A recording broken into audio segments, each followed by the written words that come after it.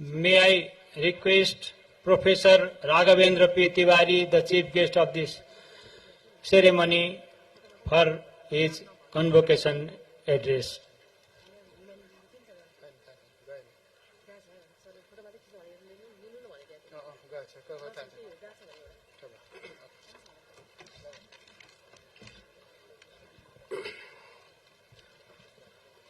Hearty Namaskar, Pranam and Sat Sri Akal from Punjab, the land decorated with 5 sacred rivers, where 10 Guru Sahibans created a discourse for the existential frame of mind and sacrifice for the motherland.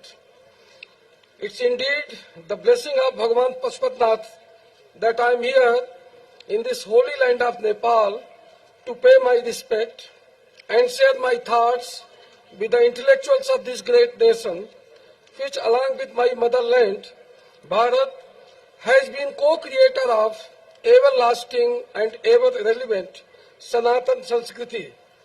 My heartfelt congratulations to the citizen of Himalayan Republic for yet another milestone in strengthening democracy.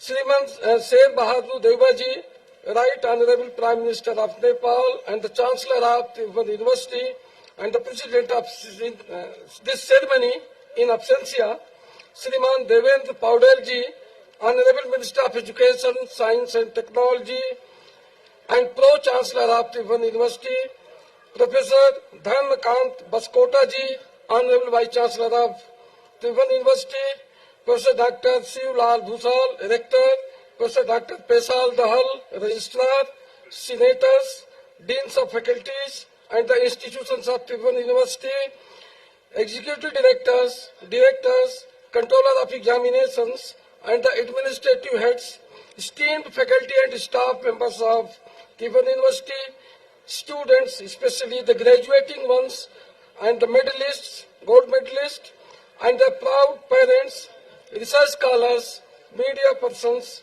ladies and gentlemen.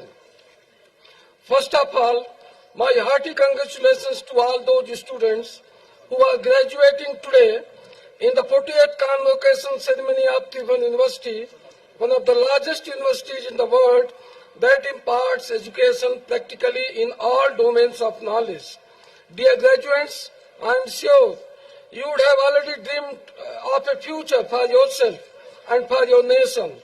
Therefore, 9 December 2022 is not merely a day of achievements in your life, but of determination to fulfill your cherished dreams.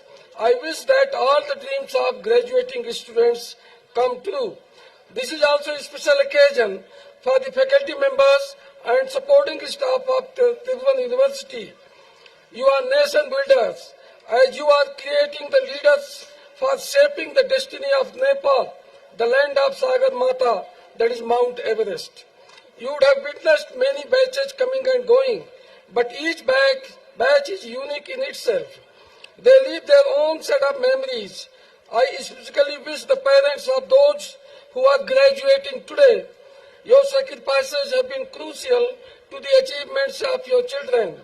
Secondly, I am extremely grateful to the University Administration, especially the Honorable Chancellor and the Honorable Vice Chancellor from the core of my heart for providing me an opportunity to become privy to this academic congregation and to share my thoughts on education with this august galaxy of intellectuals and young brains of Nepal. I am really humbled by this invitation. It is extremely satisfying to learn that Tribhuvan University, meaning the university of the entire universe, caters to the educational needs of all communities, including those inhabiting far-flung areas of higher Himalayas.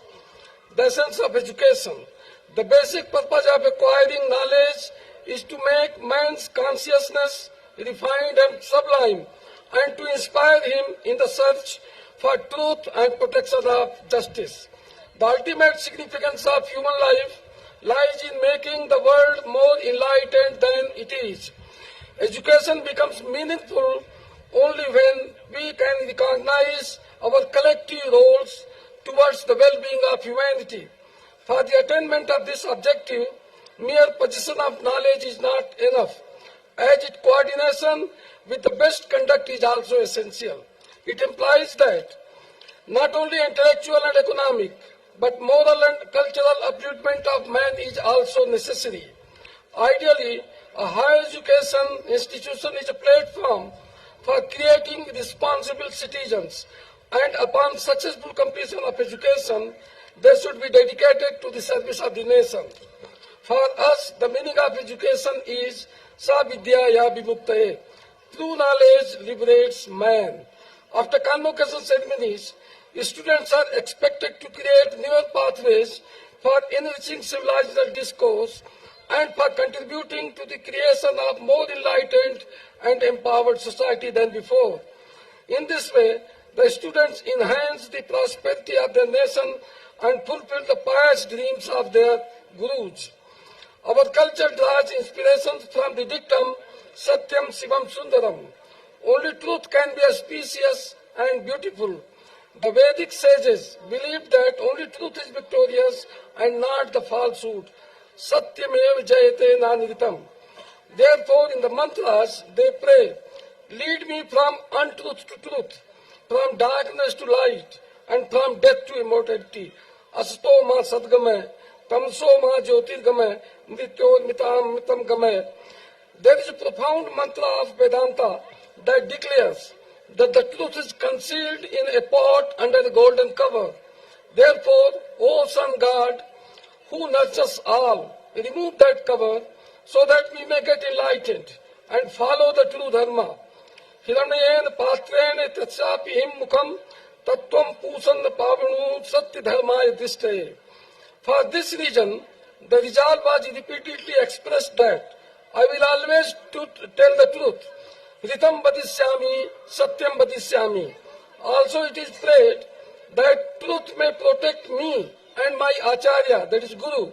Our scriptures clearly say in this context that one who protects dharma, dharma also protects him. Dharmo rakshati rakshita.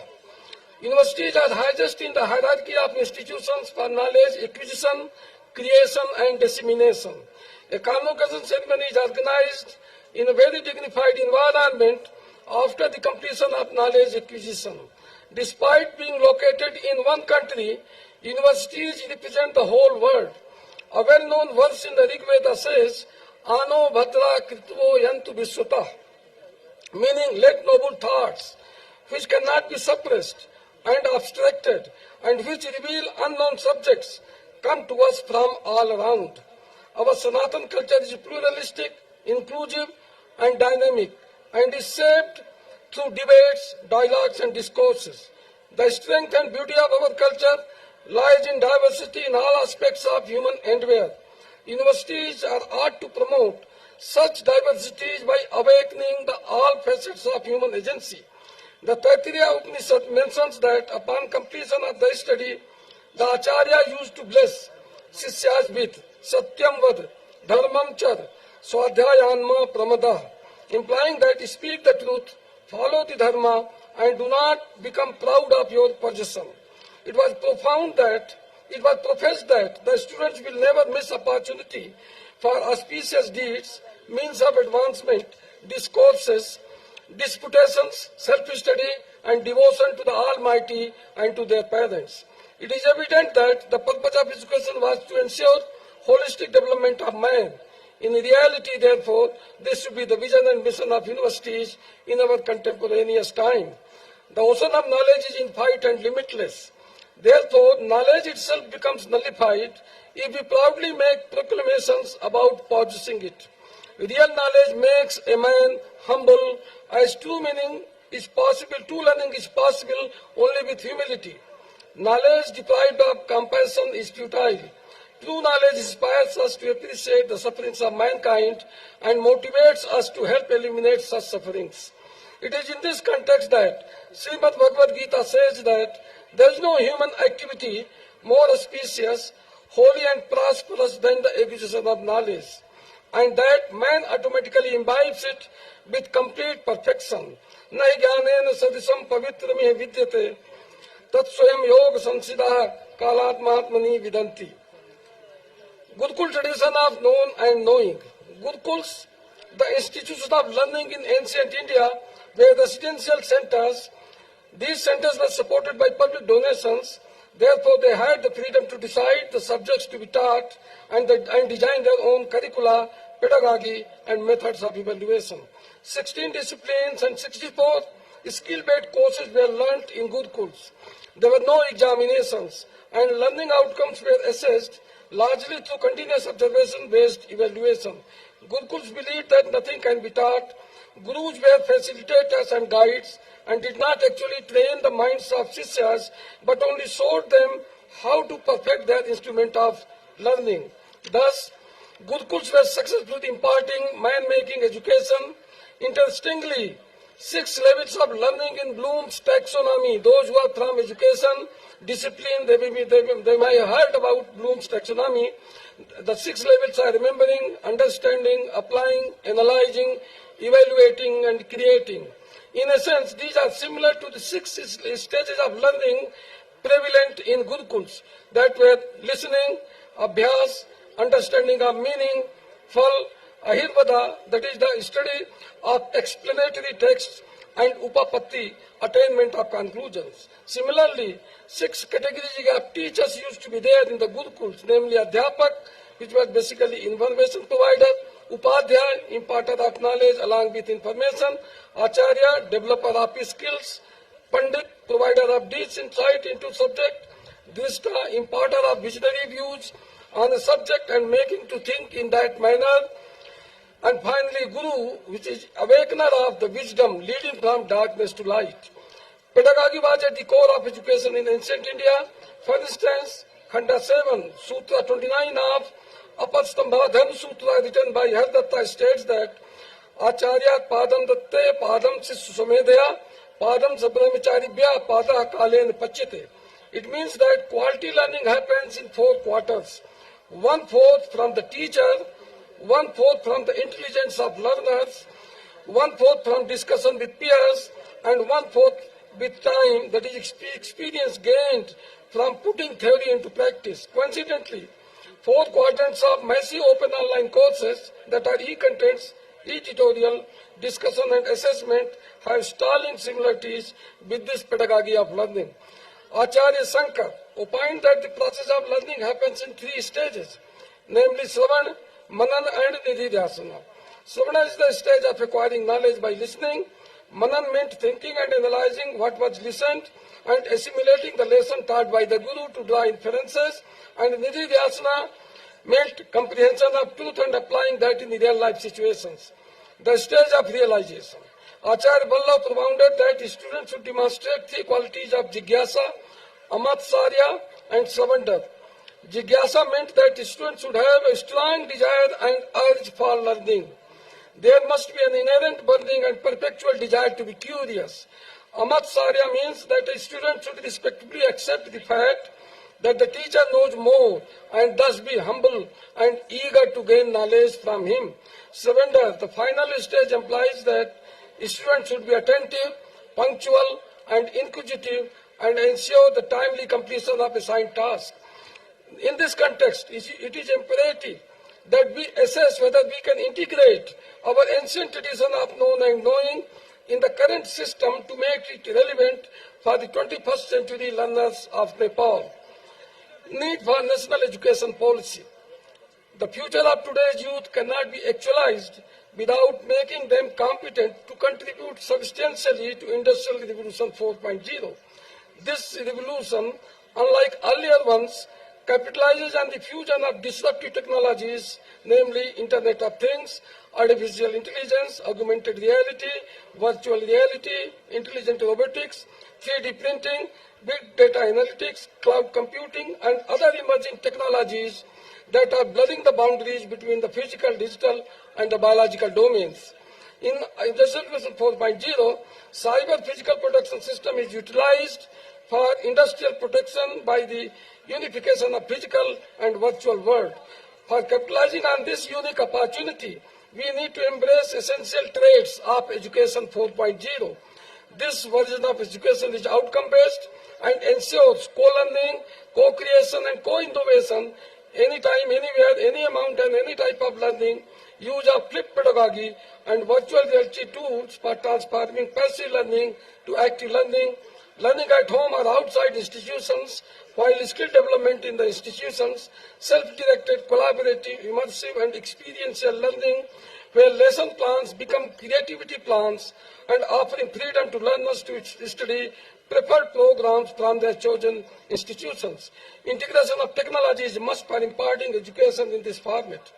In India, the recently framed National Education Policy 2020 embodies all reforms necessary for transforming current learning system to satisfy the needs of 21st century learners and make them globalized citizens. Vasudhaiva Kutumbakam.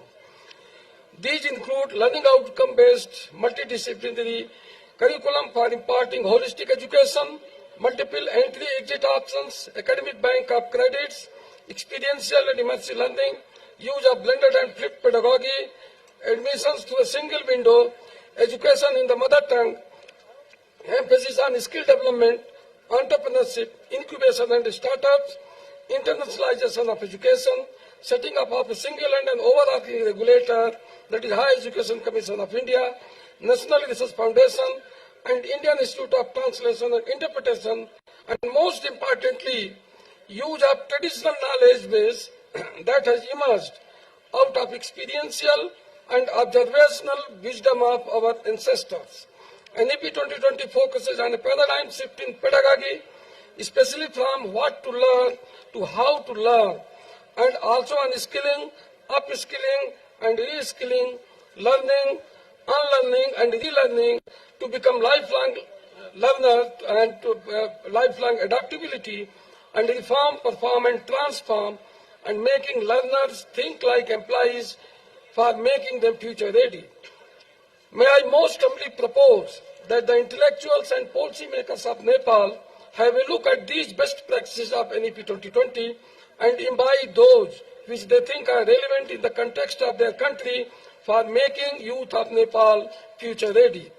Recently, some states in India have started imparting medical and engineering education in Hindi and even in regional languages. I most sincerely wish that Nepalese too becomes a medium of instruction in India for facilitating exchange of scholars. Nepal and India together can contribute towards promotion of their shared traditional knowledge base, particularly Yoga and Ayurveda, throughout the globe. And Tribhuvan University can play a pivotal role in this context. Central University of Punjab, during 13 years of journey in furthering the cause of higher education, has achieved several milestones, focusing on becoming a research-centric university. It has been ranked in the top 100 universities of India for 4 successive years by the National Institutional Ranking Framework and is currently ranked at 81.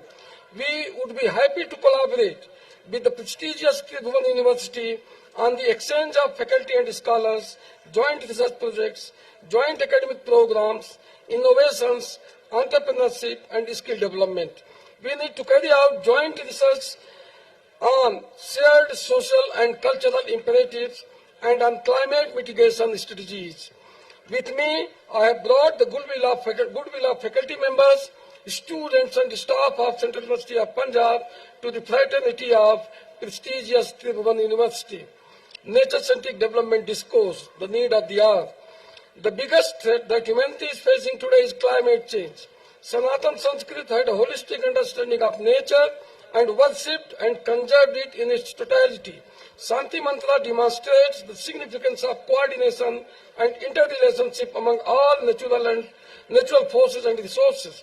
The mantra says that water, vegetation, natural energies, and all living and non-living components exist in harmony. A verse in the Rig Veda says, "Heaven is my father, brother atmosphere is my navel, and the great earth is my mother.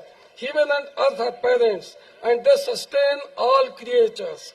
Yet another mantra of the Ishopanishad says, "One should enjoy renouncing or giving up others' part." As such, the Sanatani vision of living in perfect harmony with nature, was not a mechanical one, but was an organic, integral, and spiritual reality. The Vedic message is loud and clear that the nature belongs to all living and non-living entities, hence it is our bounden duty to protect it for the happiness of all. I appeal to all graduates to help revive our Sanatan mindset and thought process towards nature, abandon plastic, and embrace greener lifestyle so that the human race does not suffer from an existential crisis.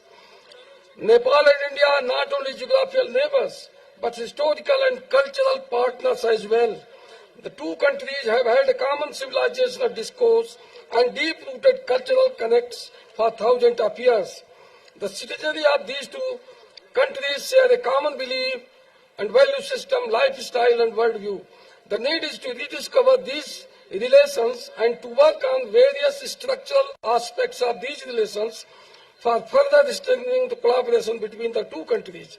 In this way, we can become role models for countries for maintaining a relationship of equality and tranquility with their neighbors. Nepal is considered to be the birthplace of Gautam Buddha, who received enlightenment in India, and also the birthplace of Janak Nandini Sita. Sisters and brothers from Nepal revere Baba Vishwanath as they do Bhagavan Pashupatinath, and vice versa. Adi Shankaracharya is credited with setting the tradition that priests from Bhat Brahman family of Karnataka, chosen by Sri Sarada Pitham Sringeri, will be performing puja of the main deity according to Sattvic and Vedic traditions, and this tradition still continues. It is believed that after visiting 12 Jyotirlingas, if the darshan of Bhagavan Pashupatinath is not done, the pilgrimage is incomplete. As Ayodhya is incomplete without Janakpur, and Bodh Gaya is incomplete without Lumbini, Nepal and India are incomplete without each other. As India assumes the presidency of G20, it is golden opportunity for Nepal and India to put their efforts together to resolve the burning issues that the world is confronted with through their shared worldviews and value system. Situated in the lap of Himalayas, the abode of Lord Shiva, Nepal has a rich tradition of scholarship and a vast wealth of language, grammar and literature. In the long tradition of Acharyas, the contribution of Adikavi Bhanubhakta Acharya stands tall. Adikavi Bhanubhakta is credited for translating Valmiki Ramayana from Sanskrit to Nepali without compromising its spirit. Acharya Shivaraj Kandaniam, adorned as an educationist, grammarian, lexicographer, and Vedanga Jyotisvid, was a great scholar of Sanskrit. His explanatory creation of Panini and Nardi education in Sanskrit and Hindi is revered in Nepal and India alike. The efforts of Nepal in promotion of Sanskrit is laudable because Sanskrit may be useful even in the era of disruptive technologies like artificial intelligence. This convocation ceremony is organized at the convergence of Tapovan of knowledge and the vast landscape of life. Dear graduates, after the formal completion of this ceremony, you will enter the wide country yard of Karma Yoga through Jnana Yoga. The glory of Vagarth that you have earned in the knowledge-sensitive environment of Tribhuvan University, you have to test it in the living liberty of mankind. In essence, being enlightened is not enough. The superiority of knowledge is established by actively devoting one's existence to the welfare of humanity. Eminent Hindi writer Acharya Hazari Prasad Dwivedi said, "Nowadays, such scholars are found who know a lot but do nothing." I would like to remind the graduates that the doer is the creator of history. The one who keeps on thinking only gets crushed under the cruel heel of history. The chariot of history is driven by those who think and also do what they think. So, dear graduates, take a pledge today to become doers for all-round development of Nepal. It is the prime duty of educational institutions to ensure the welfare of ever assiduous student community by pursuing the purest and supreme goal of knowledge with contemplation. The convocation ceremony is the Sattvic moment for them and not a moment of rest. It is motivating and inspiring point in the lips of students and university alike, which reminds them to remain alert and dedicated to the greater cause. The promising role of graduates is very crucial in the campaign for building a more prosperous, vibrant and Atmanirbhar Nepal, the home of one of the greatest civilizations on Mother Earth in all walks of life. I exhort upon you, dear graduates, to accept this challenge, be the ambassador of vocal for local, and help Nepal to become free from all sorts of social evils Mahatma Gandhi warned against, that are wealth without worth, pleasure without conscience, science without humanity, knowledge without character, politics without principle, commerce without morality, and worship without sacrifice. For you, nation and nature should come first in life. I have firm faith in the able administration, distinguished teachers, and learned students of this university. I am sure they are relentlessly pursuing the vision and mission of the university and are committing themselves to perform to their fullest capabilities and potentials for all-round development of Nepal, and are thereby spreading the name and fame of this university far and wide. My best wishes to the graduates once again for a very bright future and fulfilling and contented life. जय भगवान पशुपतिनाथ, नेपाल आमा को जय।